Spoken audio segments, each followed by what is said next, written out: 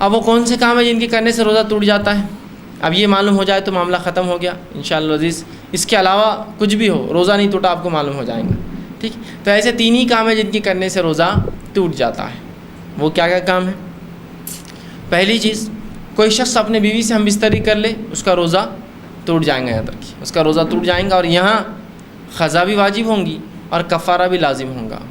باقی تمام جگہ فدیہ لگیں گا یا خالی قضا ہوں گی، لیکن اس صورت میں قضا بھی واجب ہوں گی اور ساتھ میں جو ہے وہ کفارہ بھی دیں گا. اس کا یہ ایک ہی شکل ہے جہاں کفارہ ضروری ہے. آپ صلی اللہ علیہ وسلم کا ایک شخص آیا اور کہا اللہ کے رسول میں تو ہلاک اور برباد ہو گیا. آپ صلی اللہ علیہ وسلم نے پوچھا اطمینان رکھو کیا ہوا؟ کہا میں ہلاک اور برباد ہو گیا. کہا کیا ہوا؟ تو کہا میں نے روزے کی حالت میں اپنی بیوی سے ہم بستری کر لی. تو اب اللہ کے رسول نے کہا ٹھیک ہے کوئی بات نہیں، اگر یہ غلطی تم سے ہو گئی تو کوئی مسئلہ نہیں، اب تم ایک کام کرو، ایک غلام آزاد کر دو. تو کہا اللہ کے رسول میں غلام کیسے آزاد کر سکتا ہوں؟ میں تو جو ہے بہت ایک غریب آدمی ہوں، میں غلام نہیں آزاد کر سکتا ہوں غربت کی وجہ سے. تو آپ صلی اللہ علیہ وسلم نے کہا اچھا غلام نہیں آزاد کر سکتے ہو تو پھر 60 دن کے روزے رکھو پیدر پہ ایک کے بعد ایک. تو کہا اللہ کے رسول یہ بھی نہیں ہو سکتا مجھ سے، 60 دن کے روزے رکھوں گا تو مشکل ہے، کمزوری کے اعتبار سے میرے کام کاج کے اعتبار سے میرے لیے محال ہے. وہ غریب انسان تھے کہ میں 60 دن کے روزے رکھوں. تو آپ صلی اللہ علیہ وسلم نے کہا کہ اچھا پھر 60 مسکینوں کو کھانا کھلاؤ. تو کہ اللہ کے رسول میں تو بہت غریب آدمی ہوں، خود کے کھانے کے میرے مسئلے ہیں، میں 60 مسکینوں کو کیسے کھانا کھلاؤں گا؟ تو کہا جو کچھ پھر تمہارے پاس ہو صدقہ کرو کچھ کھانے کا. تو کہا کچھ بھی نہیں. تو کہا بیٹھ جاؤ. پھر اب وہ بیٹھا رہا. ایک شخص آیا اور اللہ کے رسول سے کہا اللہ کے رسول یہ کھجور مجھے صدقہ کرنا ہے. تو کہا یہ اچھی بات ہے. آپ نے کہا وہ شخص کہاں ہے جو ابھی بیٹھا تھا جس کے پاس کچھ بھی نہیں تھا کفارے میں دینے کے لیے؟ تو کہا کہ اللہ کے رسول فلاں وہ آیا. کہا اللہ کے رسول میں آیا ہوں. کہا کہ اب یہ کھجور لے کر جو ہے اپنے علاقے کے سب سے غریب لوگوں میں تقسیم کر دو، یہی تمہارا کفارہ، مطلب جو طاقت ہے وہ خرچ کر دو پھر آخر میں. تو اس نے کہا اللہ کے رسول سچ بتاؤں تو مجھ سے زیادہ غریب تو کوئی گھر ہی نہیں ہے میرے علاقے میں، مدینے کی بستی کا میں سب سے غریب آدمی ہوں. تو کہا جاؤ اب تم ہی کھا لو، اپنے بھی بچوں کو دے دو، کیا کریں گے. اور اسی نے کھا لیا. اس حدیث سے یہ بھی پتہ چلتا ہے کہ دین اسلام کتنا آسان ہے، اس میں کوئی مشقت نہیں دیکھی، اس کے لیے آسانی دی گئی. لیکن اس ترتیب کو ہم کو فالو کرنا پڑے گا. ہم کو پہلے غلام آزاد کرنے والا عمل کرنا پڑے گا. غلامی چونکہ نہیں ہے تو چھوڑ دیجیے. پھر 60 دن کے روزے کی کوشش کرنا پڑیں گی، دوسرا کفارہ.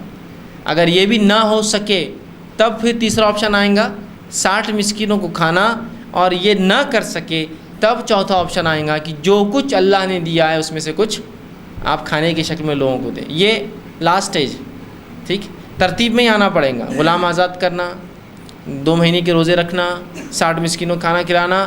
یہ اگر نہ ہو سکے تب جو ہے اللہ نے جو کچھ دیا اپنی استطاعت کے مطابق اللہ کی راہ میں خرچ کرنا. تو اسی لیے میں نے پہلے کہا احتیاطی سب سے اچھی چیز ہے کہ انسان اس عمل کی طرف جائے نہ جو اس سے ہو جائے جس کی وجہ سے کفارہ اسے دینا پڑے. تو کفارہ بھی لازم ہے اور وہ روزے کی قضا بھی لازم ہے. دوسری شکل جس میں روزہ ٹوٹ جاتا ہے وہ یہ ہے جان بوجھ کے خے کرنے سے روزہ ٹوٹ جاتا ہے.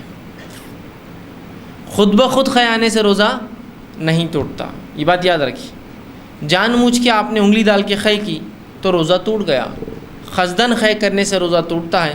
خود بخود خے آ گئی تو روزہ نہیں ٹوٹا. یہ الگ بات ہے کہ اسے کمزوری آ گئی تو آپ سوچیے روزہ رکھنا نہیں رکھنا ہے، بہت زیادہ خے ہو گئی. ایک آدھ خے میں تو میں سمجھتا ہوں کچھ بھی نارمل ہے، نہیں وہ خے جتنا کھایا تھا نکل گیا تو اب تو بھوکا ہو جاؤں گا، تو وہ الگ بات ہے. آپ کو بھوکا رہنا روزہ ہے اس لیے کہ روزے کی اہمیت ہے. لیکن زیادہ خے ہو گئی تو آپ چاہے تو توڑ دیں، لیکن خے اپنی ذات سے روزے کو نہیں توڑتی. قصدن جان بوجھ کر خے کرے تو روزہ توڑتا ہے. ٹھیک، تو یہ دوسری شکل ہے. اب کوئی یہ کہیں گا کہ جان بوجھ کے کھانے پینے سے، تو میں سمجھتا ہوں ہر عقل مند کو معلوم ہے، اتنا بیوقوف تو کوئی بھی نہیں اور معصوم نہیں کہ اس کو یہ نہ پتہ ہو کھانے پینے سے روزہ توڑتا ہے. تو بولنے کی ضرورت ہی نہیں ہے، سیدھی سی بات ہے.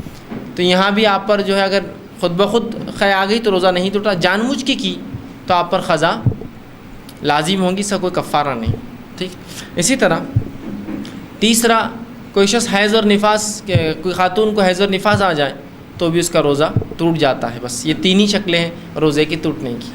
پہلا ہم بستری کر لے، دوسرا جان بوجھ کر خے کرے، تیسرا اگر عورت ہو حیض اور نفاس آ جائے تو معاملہ ختم ہو گیا.